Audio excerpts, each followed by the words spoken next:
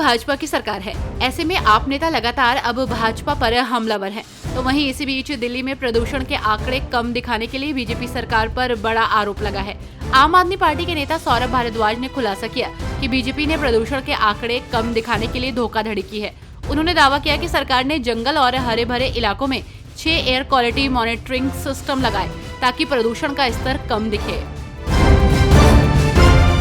पहलगाम में हुए आतंकी हमले के मद्देनजर मुख्यमंत्री पुष्कर सिंह धामी ने शासकीय आवास पर उच्च स्तरीय बैठक की। इस दौरान उन्होंने वरिष्ठ अधिकारियों को प्रदेश में रह रहे अवैध पाकिस्तानी नागरिकों का चिन्हीकरण कर उन्हें तत्काल प्रभाव से वापस भेजने की कार्रवाई शुरू करने के निर्देश दिए। बीजेपी के नेता तरुण चुग ने पहलगाम हमले को लेकर भारत सरकार द्वारा की जा रही कार्रवाई पर सफाई देते हुए कहा कि ऐसे कृत्य करने वाले लोगों को पानी की एक बूंद भी नहीं दी जाएगी। देश की सुरक्षा, नागरिकों की सुरक्षा, एकता, अखंडता और प्रभुता हमारे लिए सर्वोपरि है। किसी भी देश के साथ संधियां तब ही मायने रखती हैं जब आपसी भरोसा हो। अगर एक देश आतंकियों को भेजकर हमला करवाए और दूसरा देश हाथ पर हाथ रखकर बैठा रहे तो ये स्वीकार्य नहीं है। दिल्ली में हिमाचल पथ परिवहन निगम की बस पर हमला हुआ है। भलसवा थाने के पास हुई इस घटना में हमलावरों ने बस का शीशा तोड़ दिया। मंडी से दिल्ली जा रही बस में सवार यात्री सुरक्षित हैं। पुलिस ने मामला दर्ज कर जांच शुरू कर दी है। बस पर हमला क्यों किया गया है, ये अभी स्पष्ट नहीं है। पहलगाम हादसे के बाद सीएम उमर अब्दुल्ला रामबन में भूस्खलन प्रभावित क्षेत्रों का जायजा लेने पहुंचे। उन्होंने बताया कि जनजीवन को सुचारू रूप से चलाने के लिए क्या कदम उठाए गए हैं। इसके अलावा उन्होंने सिंधु जल समझौते पर भी बात की। यहाँ आपको बता दें कि पहलगाम हमले के बाद से सरकार लगातार एक्टिव मोड में नजर आ रही है और कई बड़े फैसले लिए गए हैं। बिहार में इस साल विधानसभा का चुनाव होना है। चुनाव से पहले राजनीतिक दलों द्वारा एक दूसरे पर आरोप प्रत्यारोप का दौर जारी है। राजद द्वारा लगातार पोस्टर जारी कर बिहार की एनडीए सरकार पर हमला बोला जा रहा है। इस क्रम में आज राजद द्वारा एक बार फिर से पोस्टर जारी करते हुए पीएम मोदी और बिहार के सीएम नीतीश कुमार पर हमला बोला गया।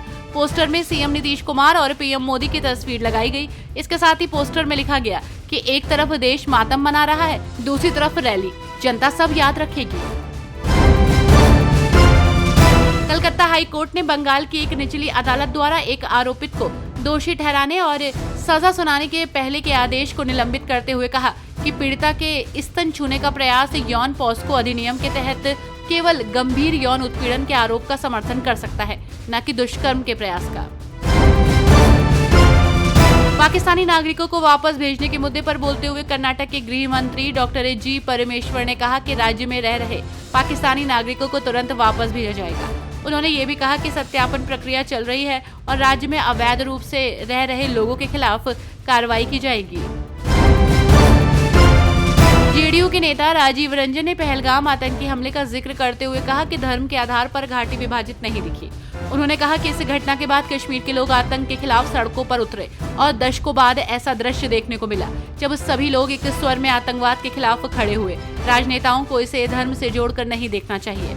उन्होंने आगे कहा कि भारत सरकार जो भी निर्णय ले रही है उससे पाकिस्तान डिप्लोमेसी के मोर्चे पर घिर गया है। जम्मू कश्मीर के पहलगाम में हुए आतंकी हमले का विरोध देश के हर कोने कोने में देखा जा रहा है। इस कड़ी में बिहार के पटना में पहलगाम आतंकी हमले के विरोध में पहलगाम में हुए हमले के विरोध में पटना की सबसे बड़ी दवा मंडी जीएम रोड को बंद किया गया है। थोक और खुदरा सभी दवा दुकानों को एक दिन के लिए बंद रखा गया है। ये फैसला पटना केमिस्ट एंड ड्रगिस्ट संघ की बैठक में लिया गया।